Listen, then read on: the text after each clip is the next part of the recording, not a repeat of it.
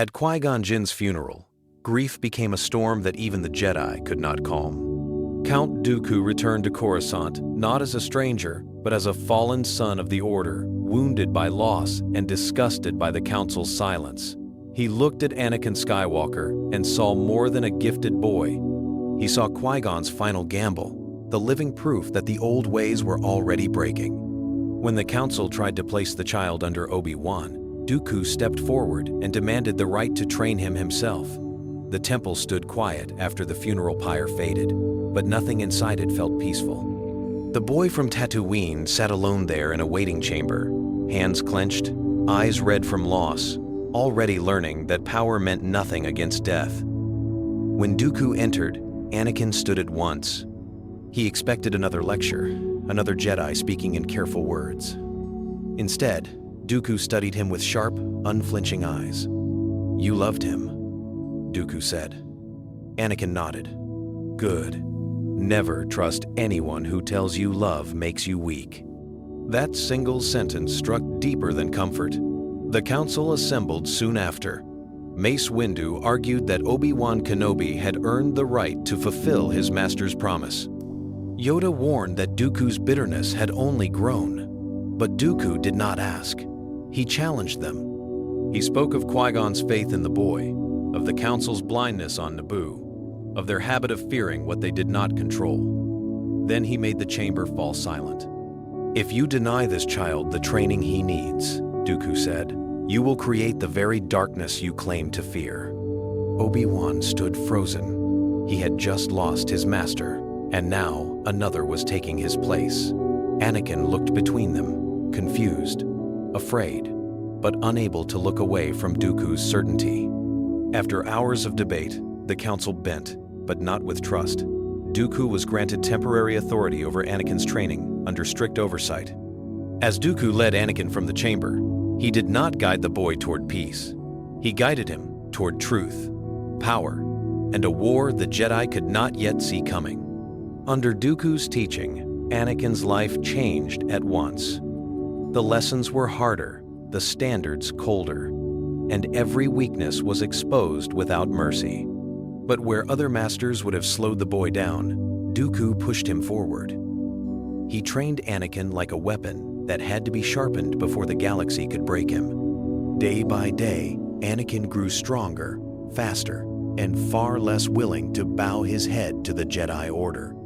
Dooku never trained Anakin like a child.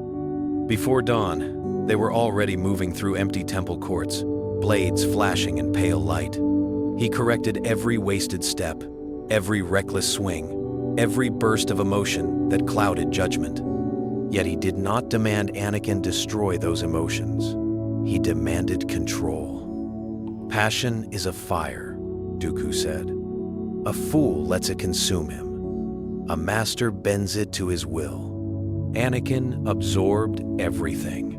His natural gifts were astonishing, but Dooku refused to praise raw talent. He praised discipline, precision, and victory. When Anakin failed, Dooku forced him to repeat drills until his arms trembled. Other Jedi noticed the change. Anakin became quieter in meditation, but more dangerous in combat. He stopped seeking permission. He started asking why. Why should Jedi ignore suffering if they had power to stop it? Why should rules matter more than results? Why did masters preach compassion, yet send others to die while they debated in circles? Obi-Wan tried to guide him back with patience, but patience sounded weak beside Dooku's certainty. Obi-Wan saw Anakin slipping toward arrogance. Anakin saw Obi-Wan as only another voice of restraint. Then came their first mission together beyond Coruscant. On a lawless moon, pirates held a village hostage, while local officials begged the Senate for aid that would never come. Dooku did not wait for approval. He struck fast, shattered the pirate stronghold, and let Anakin lead the final charge. The Council called them reckless. For Anakin, the lesson was clear. Power that acted mattered more than wisdom that hesitated. And for the first time, he began to wonder if the Jedi were already too weak to save the Republic. As the years passed, Dooku taught Anakin more than combat. He taught him how to look at the Republic and see the rot beneath its shining surface. The Senate was not a noble engine of peace. It was slow, bought, and blind. The Jedi served it anyway, guarding a system that protected the powerful and failed the helpless. With every mission, Anakin saw more proof that Dooku's anger was not madness. Their assignments took them from rich core worlds to starving frontier systems, and the pattern never changed. Senators gave speeches while children went hungry. Corporations funded security forces, then paid to avoid punishment when those forces abused civilians. Local rulers begged for help, only to hear that procedure required patience. Dooku made Anakin watch each delay, each bargain, each polite lie. He wanted the boy to feel the machine grinding against the people it claimed to defend. On one mid-rim world, they arrived too late to stop a massacre.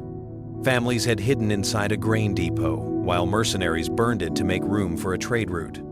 The local governor blamed unrest. The Senate blamed confusion. The dead blamed no one, because the dead said nothing at all. Anakin stared at the smoke and clenched his fists until his nails cut skin. Dooku stood beside him, calm and grim. "Remember this," he said. "The Jedi do not rule the Republic. They excuse it." That idea took root. It changed the way Anakin heard every council lecture. Calls for patience sounded like surrender. Warnings against attachment sounded like fear. Obi-Wan tried to intervene. He urged Anakin not to mistake imperfection for evil, but Anakin no longer wanted balance. He wanted answers. He wanted action, and Dooku always seemed to have both. By the time the council sensed how deeply the boy's faith had shifted, the damage was done. Anakin still wore Jedi robes. He still carried their blade. But in his heart, the council had already fallen from guardians to cowards.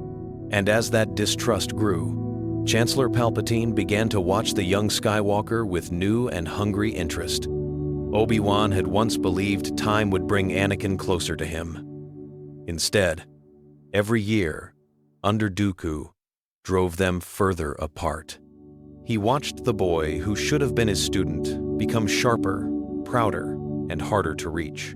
Dooku gave Anakin strength, but he also fed the part of him that refused to bend. What might have become brotherhood now turned into rivalry, doubt, and quiet resentment on both sides. The divide widened during joint missions. Obi-Wan still trusted patience, diplomacy, and the discipline Qui-Gon had tried to teach him. Anakin increasingly trusted speed, force, and Dooku's belief that decisive action saved lives. When they worked together, results came quickly, but peace rarely followed. Their sharpest clash came on Anshan, where a hostage standoff threatened to drag several systems into open revolt. Obi-Wan argued for negotiation with the insurgents. Anakin wanted a direct strike on their command center before more captives died. Dooku sided with Anakin. The assault worked. The hostages survived. But the insurgent leader escaped, and his followers answered with bombings across the sector.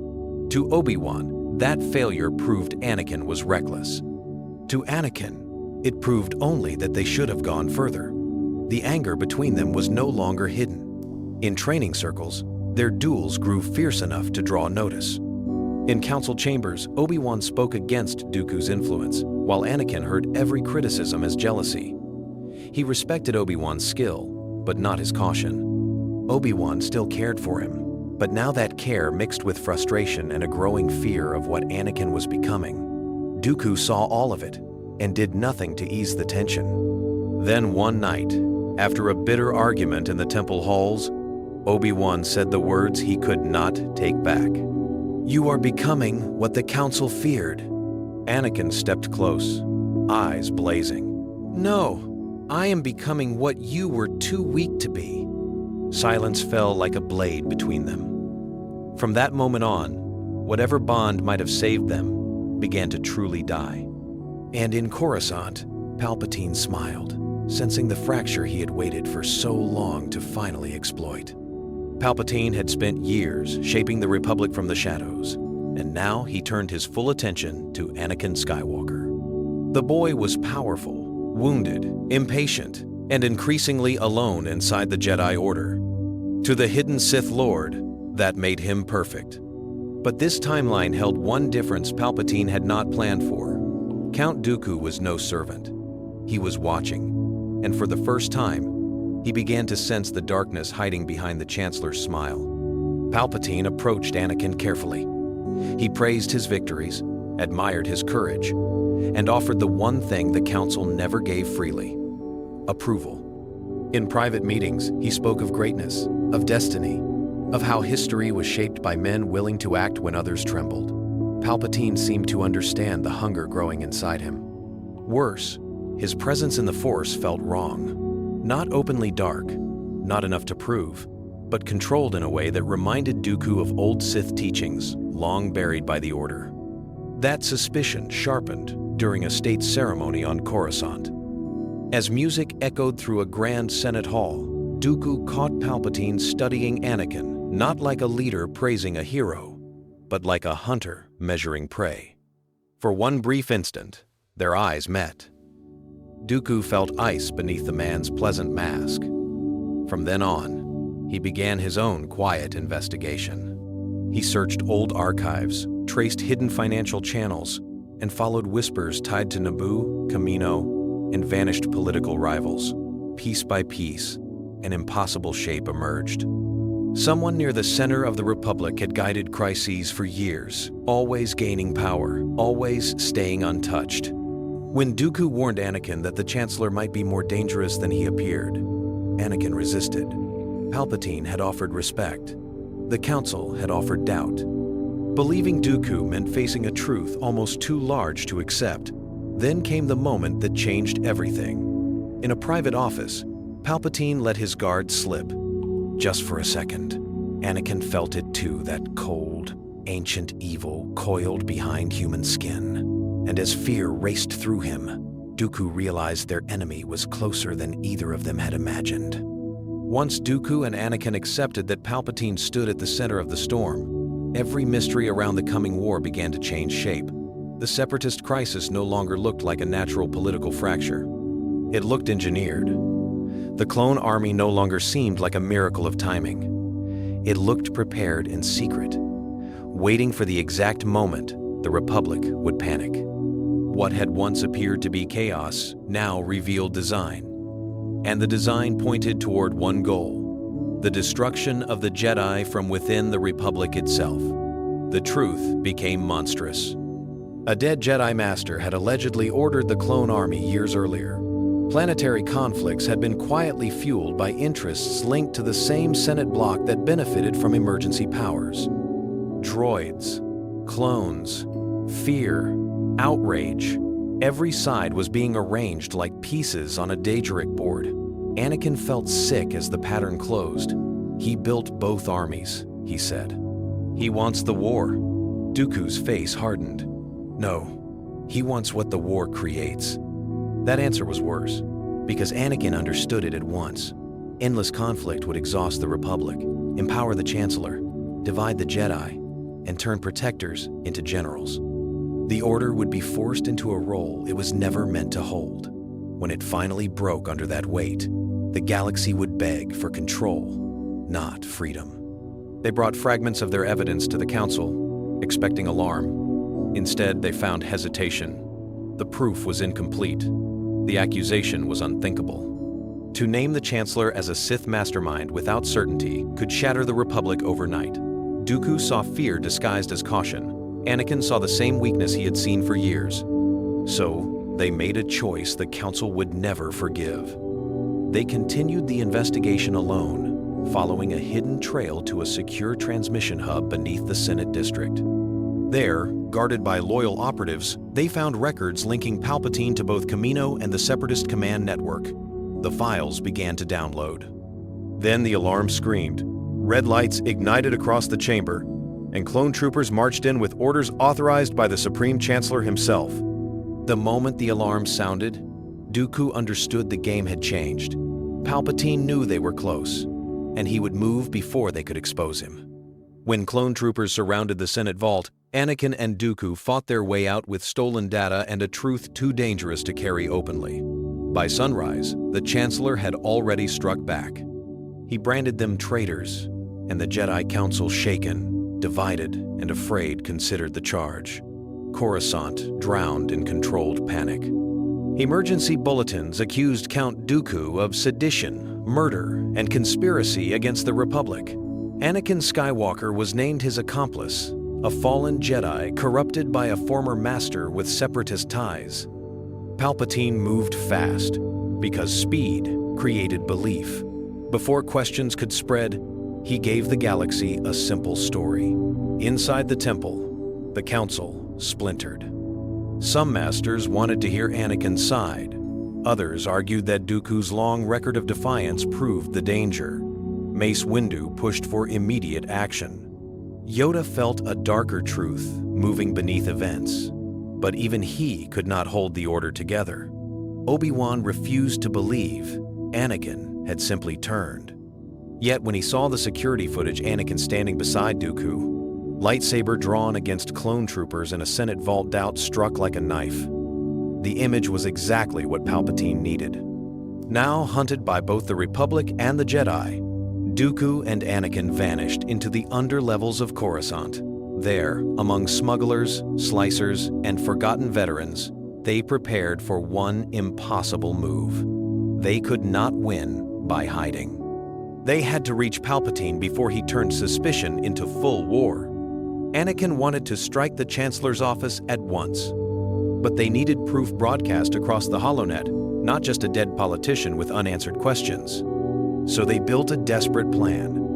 Infiltrate a secure communications nexus, release the stolen records to the public, then confront Sidious before he could activate the next phase of his design. Every path forward was breaking apart.